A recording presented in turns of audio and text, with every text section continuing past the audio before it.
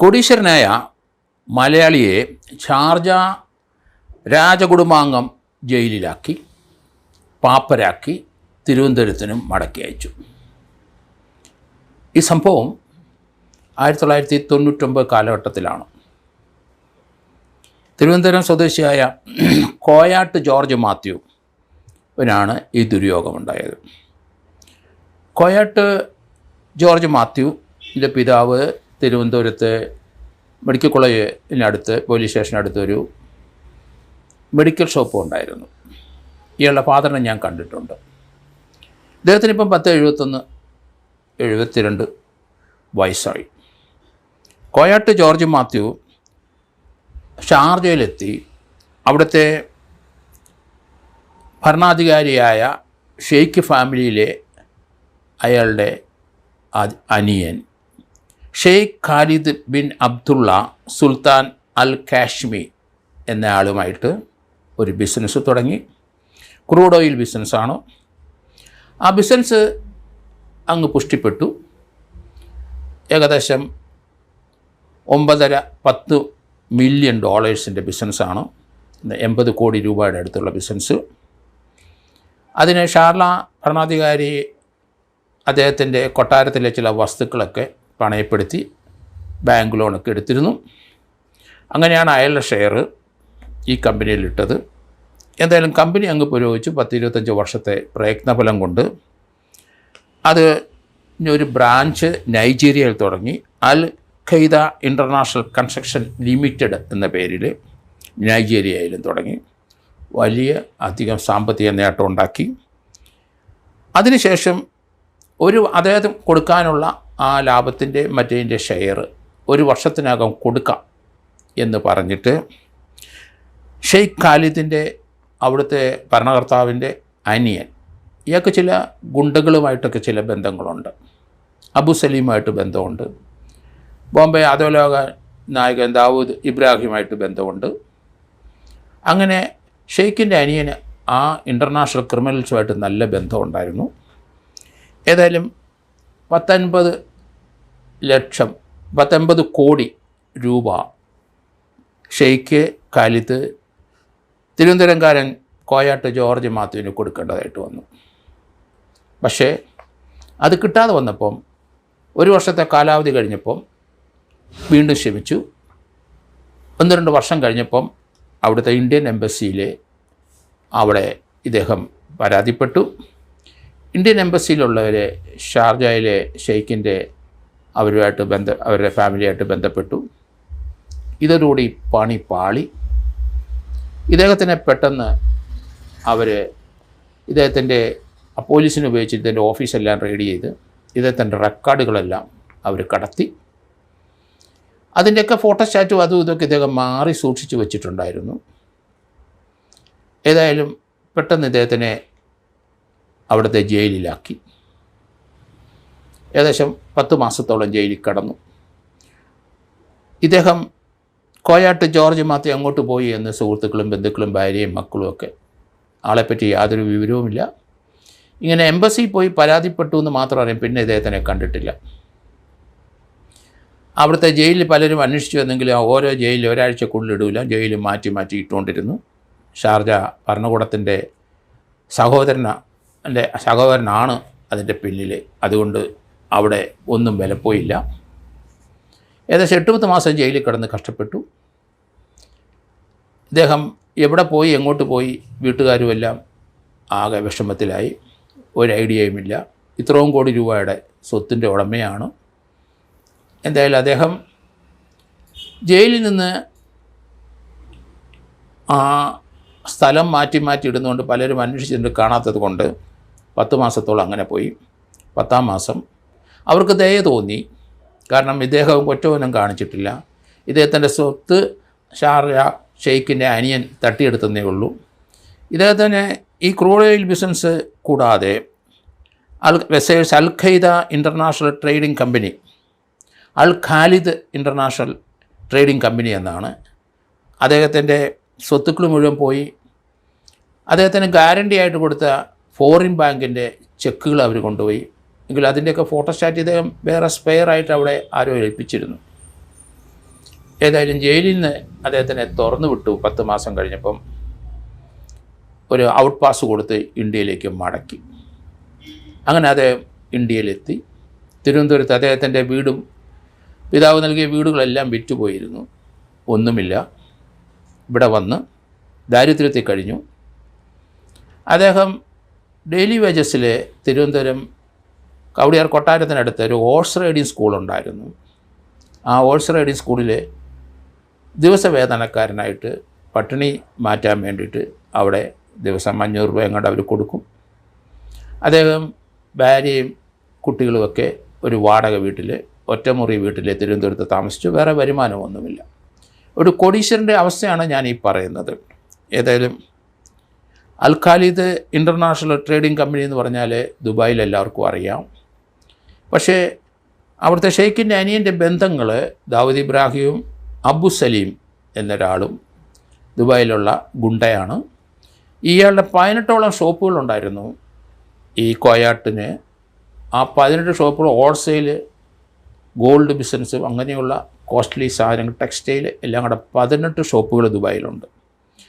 ആ 18 ഷോപ്പുകളും ഇദ്ദേഹത്തിനെ ജയിലിൽ അയച്ചു കഴിഞ്ഞപ്പം അത് ഈ ഷെയ്ഖ് ഖാലിദിൻ്റെ സഹോദരനെ അയാൾക്ക് അത് അയാളുടെ സുഹൃത്തായ അബു സലീമിൻ്റെ കച്ചവടത്തിലായി. ഇയാളെ തിരുവനന്തപുരത്ത് അയച്ചിട്ട് ഇയാളെ നശിപ്പിച്ച് കളയണം എന്ന് വിചാരിച്ച അത് ആ ഷെയ്ഖിൻ്റെ അനിയൻ്റെ ഡയറക്ഷൻ അനുസരിച്ച് അബു സലീം തിരുവനന്തപുരത്ത് മെഡിക്കൽ കോളേജിൻ്റെ പരിസരത്ത് ഇദ്ദേഹത്തിനെ വന്ന് അന്വേഷിച്ചു എന്നാണ് പിന്നീട് മനസ്സിലാകുന്നത്. അബു സലീമിനെ CBI ഇപ്പോൾ അറസ്റ്റ് ചെയ്ത് ബോംബെ ജയിലിലാക്കിയിട്ടുണ്ട്. ആ അബു സലീം സംഘവും അയാൾക്ക് ഇവിടെ കോണ്ടാക്റ്റ് ഉണ്ട്. ആ അബു സലീമാണ് ഈ എറണാകുളത്തെ ഒരു ബ്യൂട്ടി പാർലറിലെ അവിടുത്തെ ആ ബ്യൂട്ടി പാർലറിൻ്റെ വനിതയെ അവിടെ വന്ന് വെടിവെച്ച് കൊല്ലാൻ ശ്രമിച്ച ഒരു സംഭവം ഉണ്ടായിട്ടുണ്ട്. ഏതായാലും അബു സലീം ഇപ്പം ഇന്ത്യൻ ജയിലിൽ തന്നെയാണ്. ഇദ്ദേഹത്തിൻ്റെ 18ഓളം ദുബായിലെ ഷോപ്പുകൾ കംപ്ലീറ്റ് അയാളുടെ കയ്യിലായി. ഇവിടെ വന്ന് ഇദ്ദേഹം ഈ ഹോഴ്സ് റൈഡിങ്ങിൻ്റെ അവിടെ എൻ്റെ കൂടെ എൻ്റെ സീനിയറായ മുകുന്ദൻ എന്ന SP-യുടെ മകൻ അവിടെ ഹോഴ്സ് റൈഡിങ് പഠിക്കാൻ ചെന്നിരുന്നു. അശ്വന്ത് മുകുന്ദൻ എന്നാണ് ആ പയ്യൻ്റെ പേര്. അയാൾ തിരുവനന്തപുരത്തെ പ്രശസ്തനായ ക്രിമിനൽ ലോയർ, അഡ്വക്കേറ്റ് കോട്ടൂർ ഗോപാലകൃഷ്ണപിള്ളയുടെ ജൂനിയറായി പ്രാക്ടീസ് ചെയ്തുകൊണ്ടിരുന്നു. അഡ്വക്കേറ്റാണ്. ഇപ്പോൾ SA സെലക്ഷന് ട്രൈ ചെയ്തുകൊണ്ടിരിക്കുന്നു.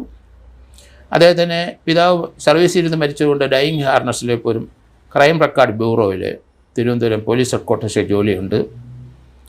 അബദ്ധവശാൽ കോയാട്ട് ജോർജ് മാത്യുവിൻ്റെ കഥന അദ്ദേഹത്തിനെ ഇവിടെ പറഞ്ഞു. അദ്ദേഹം വക്കീലാണ്. അദ്ദേഹം ഈ കഥനകഥ കേട്ടു. അങ്ങനെ അദ്ദേഹത്തിൻ്റെ കൂടെയുള്ള ഒന്നിച്ച് പഠിച്ച കൊല്ലത്തുള്ള അഡ്വക്കേറ്റ് സ്വരാജ് സുരേന്ദ്രൻ എന്ന അദ്ദേഹമായിട്ട് അശ്വന്ത് മുകുന്ദൻ കൺസൾട്ട് ചെയ്തു. അതിനകത്ത് ലീഗലായിട്ട് ഇന്ത്യയിൽ ഷാർജ ഭരണാധികാരിയുടെ അനിയന് എതിരായി ഒരു കേസ് നിലനിൽക്കുമോ എന്നൊക്കെ സംശയമായിരുന്നു. എന്തായാലും കേരള ഹൈക്കോടതിയിൽ ഇദ്ദേഹത്തിന് 80 കോടി രൂപ ലഭിക്കാനുള്ളതിനെപ്പറ്റി ഒരു പരാതി കൊടുത്തു. ഏതായാലും ഹൈക്കോടതി ഇത് മുഴുവൻ മനസ്സിലാക്കി അഡ്മിറ്റ് ചെയ്തു. വളരെ നല്ല കാര്യം. എന്നിട്ട് നോട്ടീസ് ഇഷ്യൂ ചെയ്യാൻ പറഞ്ഞു. നോട്ടീസ് ഷാർജ ഭരണാധികാരിക്കുള്ള നോട്ടീസ് എംബസിയിൽ കൊടുക്കാം. കാരണം ഇദ്ദേഹത്തിന് ഇപ്പം കഴിഞ്ഞുകൂടാൻ ഒരു നിവൃത്തിയില്ല. യഥാർത്ഥത്തിൽ ഇദ്ദേഹത്തിൻ്റെ സ്വത്തുക്കൾ തട്ടിയെടുത്തതാണ്. എന്തെങ്കിലും ജീവിക്കാനുള്ള മാർഗം കൊടുത്താൽ അത് സെറ്റിൽ ചെയ്യാമെന്ന് എനിക്ക് തോന്നി. എന്നെ വന്ന് കണ്ടു ഇതിൻ്റെ ഇടയ്ക്ക്. അങ്ങനെയാണ് അദ്ദേഹത്തിൻ്റെ കഥകൾ എനിക്ക് മനസ്സിലായത്. കാരണം അധോലോക നായകന്മാരുടെ ഒരു വിഹാര കേന്ദ്രമാണ് UAE പല സ്ഥലത്തും. അബു സലീമും അത് ഷാർജയിലാണ്. അയാൾ അവിടുത്തെ പല ബിസിനസ്സുകളും പല കള്ളക്കടത്തിൻ്റെ പിന്നിൽ ഈ ഗുണ്ടയുണ്ട്. അയാളൊരു ഗുണ്ടയാണ്. അതോടൊപ്പം തന്നെ ഷാർജ ഭരണാധികാരി അനിയനുമായിട്ടുള്ള അടുപ്പമുണ്ട്. ഇപ്പോഴേ ബോംബെ അധോലോക നായകൻ്റെ സുഹൃത്താണ്.